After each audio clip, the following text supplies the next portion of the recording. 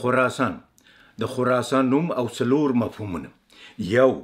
نننی خراسان دی چې د اوسنی ایران په شمال ختیځ کې یو ولایت دی. بل خراسان د مشرق په معنا سره چې شاعرانه اړخ لري. دریم د اسلامي نړۍ په لومړۍ پیړۍ کې د عربو امراو او د دوی په تعقیب یې لیکوالانو او هغو عجمو مسلمانو هیوادونو ته استعمالوي چې د دوی په ختیځ کې پراته ول او د دوی د سلطنت یو برخه ګرځېدلې وه. او څلورم دا چې خراسان او عراق د عربو شاهي ښارونه ول: پکت، پارت، پارتیا او خراسان. پکت تر زیز یا میلاد 1400 کال مخکې د اریایي کورنۍ ډیر نامتو او نومور ټبر و چې په ریګویدا کښې یې هم څو پلایات سوی دي چې بیا دغه پکت د پارت په نامه یاد شو چې خپل ټاټوبی یې په خپل تبریز نامه پارتیا ونوموله. د پارس او بین النهرین ترمنځ لویه پاچاهي رامنځته کړله. په پارتیا کښې دامغان، شارو، جوین، سبزوار، نیشاپور، توس، ترشیز او د هریرود سیمې شاملې وې. د دې واکمن کهول وروستي پاچا ته ساساني پاچا ارشیر ماته ورکړه او د پارتیا نوم یې په خراسان باندې واړوي. پارتیان پښتانه ول چې د بغستان د غره په ډبرلیک کښې یې درې بیتیزه ریشه یعنې شعر په لاندې ډول دی: نه اړیکه وم، نه دروغجنه وم، نه زورکره وم. خراسان د ساسانیانو تر ولکې لاندې خپلواک هېواد نه و، خو ورو ورو د پیړۍ په اوږدو کښې پسې پراخ سو او نورې سیمې هم پسې ورګډې سولې. د عربو په مهال د خراسان منځۍ مروه سوله او نور خراسان هغه ځای ته ویل کېدی چې د پارس په ختیځ کې پروتشت یعنی موقعیت درلود. پارسیان په پارس کې اوسېدل، پښتانه په بخدي او پښتونخوا کې اوسېدل او دغه مهال پښتو ډېره اوچته ژبه وه. پښتانه د پارسیانو سره ګډ نه دي اوسېدلي. او بل دا چې هخامنشیانو 5 پیړۍ مخکې تر زیز یعنی قبل المیلاد بخدي ونیوله. د هخامنشي کورنۍ واکمني 200 کاله دوام درلود چې بلخ، هریرود، هلمند، سیستان او ټولې غرنۍ سیمې تر ولکې لاندې وې. د هخامنشیانو خپلوان د پښتنو په هېواد شول، خو کوروش ته یې باج نه ورکاوه بلکې یوازې سوغاتونه ورلېږل. هخامنشیان د آره څخه ساکزي ول او کله چې پښتو پرېښودله نو بیا له ساکانو څخه بېګانه سول، خو ټبریزه او د خپلوۍ لړۍ یې په لوی افغانستان کښې وه. ساسانیان په پارس شول چې د اسلام دین خپور سو. عربو د ساسانیانو هیواد ونیوی خو په پای کښې د حضرت عمر په خلاف ونړاوه. خو ساسانیان مسلمانان نه سول بلکې د حضرت علي پر مهال او تر هغه وروسته شیعګان سول.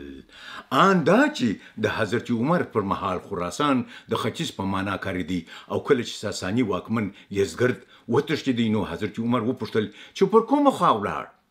نو په غبرګون کښې ورته وویل سول چې د خراسان پر خوا ولاړی یعنی پر ختیځ ولاړ.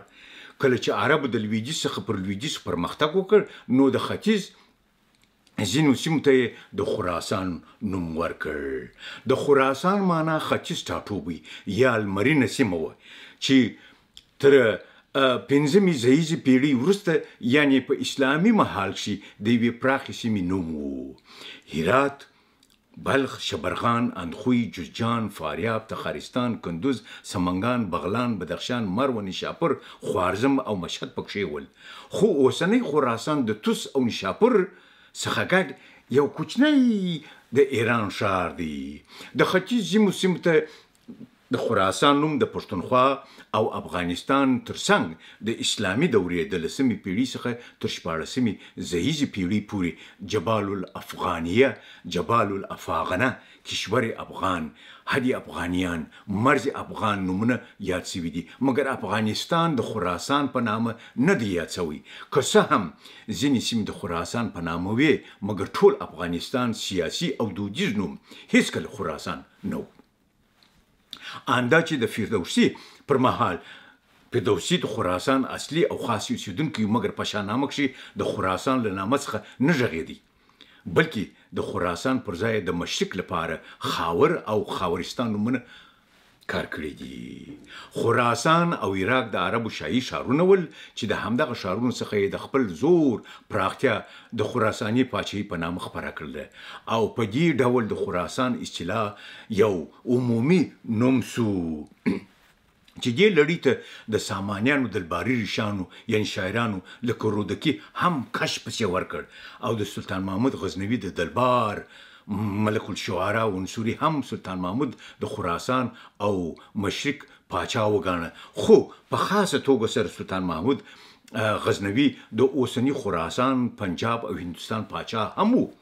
د خراسان عام مفهوم د اسلام او د عربو د خلافت په لومړي مهالونو کې تر سامانیانو او د سلطان محمود غزنوي تر مهاله پورې تطبیق شو خو کله چې په ختیځ کې ځایي وګړو د عربو څخه واک واخیستي نو د عربو سلطه لومړی و اصلي خراسان او بیا و عراق ته پسې ورټوله سوله خراسان په منځنۍ پیړۍ کې د پارتیا ځای ونیوی د خراسان نوم تر دوهمې او درېیمې پیړۍ وروسته پیدا سو او د څلورمې پیړۍ څخه تر اتلسمې زیږدي یعنی میلادي پیړۍ پورې زر کاله افغانستان او ورسرمه سیمې پکښې راتلې چې د اوسني ترکستان یوه برخه بخارا بلخ خوارزم سرخس سمرقند غزنی فرغانه نور ازبکستان او هرات سیمې پکښې نغښتې وې د اسلام د راتګ پر مهال د خراسان د نامه بڼه اپارتیا وه خراسان د خپل مهال یو لویه سیمه وه چې د دمغان او شینډن څخه پیل کېدله چې ختیځ پلو ته تر بلخ ال او امو پورې غځېدلې وه او د سهیل خواته تر سیستان او غزنی پورې او د شمال خواته تر بخارا پورې رسېدله چې په پراخه پیمانه ازبکستان تاجکستان او قرغستان هم پکښې ول د صفویانو په وخت کې کندهار هم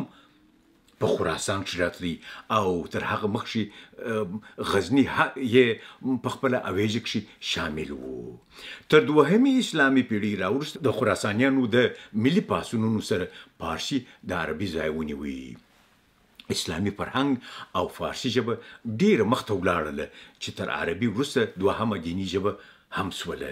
په نهمه او یولسمه زیږدیزه پیړۍ کې ترکانو په غزني کې د فارسي ژبې ادب ډیر اوچت وساتي خو پښتو ته د شاه حسین هوتک او احمدشاه بابا پر وخت یو څه کار وسو مګر امیر شیر خان عملی هلې ځلې ورته وکړې امیر عبدالرحمن خان له پامه وغورځول امیر حبیب الله خان یې نوم په نومو کې یاد نه کړ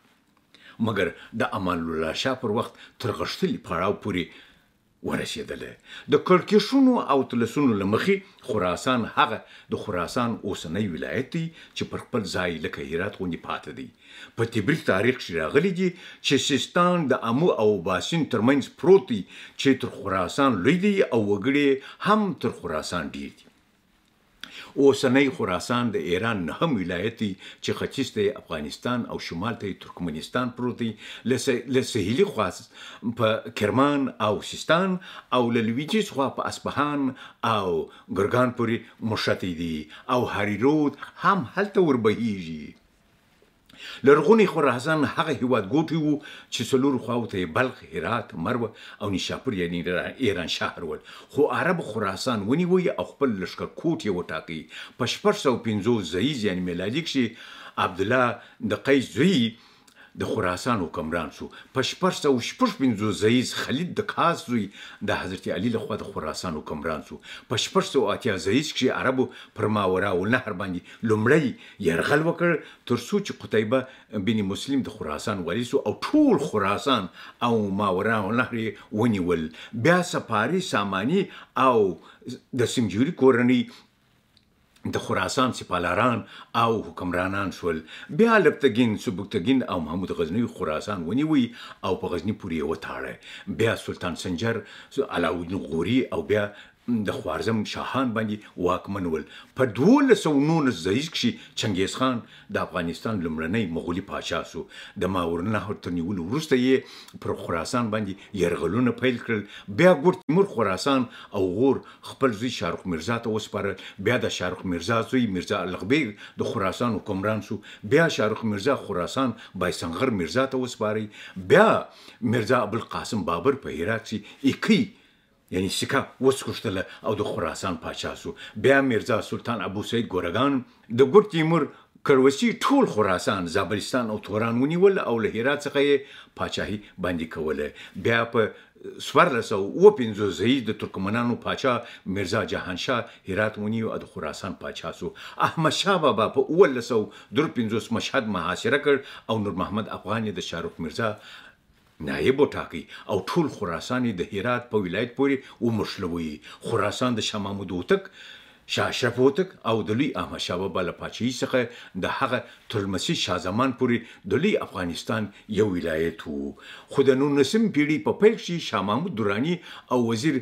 فتح خان د قاجار دربار ته ورغلل او د خپل رور شاه زمان په مقابل کې د مرستې لپاره د خراسان ولایت ورتسلیم کړ. خراسان او نوم شننه. د خراسان لومړی برخه خور ده او د خور او اشتایی انډول هور یا اور یا لمر دی، او دوهمه برخه آسان ده چې په اوستا کې آسان د ډبرې معنا لري او دا هغه ځای دی چې لمر ځنی راپورته کیږي. په اسلامي دوره کې افغانستان تر 18مې زیږی پیړۍ پورې خراسان پلو هیواد نومېدی، تر هغو چې لوی احمد شاه بابا په 1940 زیږی میلادي کې پاچا سو. خو د افغانستان نوم پخوا هم وو چې سیب هروي په 8مه زیږی پیړۍ کې ځینې غږېدلی دی. خراسان د عربو او سامانیانو پر مهال عام نوم وو. د کړکېچ تاریخ په اردو کې چې د افغانانو په لوی هیواد کې لوی او کوچنی لږمهالي یا اوږدمهالي واکمنۍ د لمر خاته خواته رامنځته سوي دي، لکه د پرتاتیانو یعنی پرزاتیانو یا پیشتادیانو واکمني، د کاویانو کورنۍ، د اسپا کورنۍ، هخامنشیان، سکندریان، ګپتیان، باختریان، بابلیان،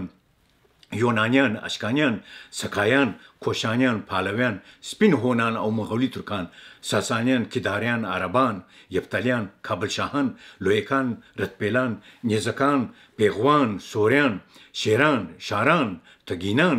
سپاریان، سامانیان، غزنویان، غوریان، خوارزمیان، چنگیزیان، تیموریان، گورگانیان، مغولیان، شیبانیان، پارسیان، هوتکیان، ابدالیان، سدوزیان، بارکزیان، مامزیان، خلقیان، مجاهدین. بیا د طالبانو د لومړي واکمنۍ څخه تر همدا اوسني طالبانو پورې د افغانانو د لوی هیواد هیڅ یوه واکمني د خراسان په نامه نه ده یاده سوې. دا و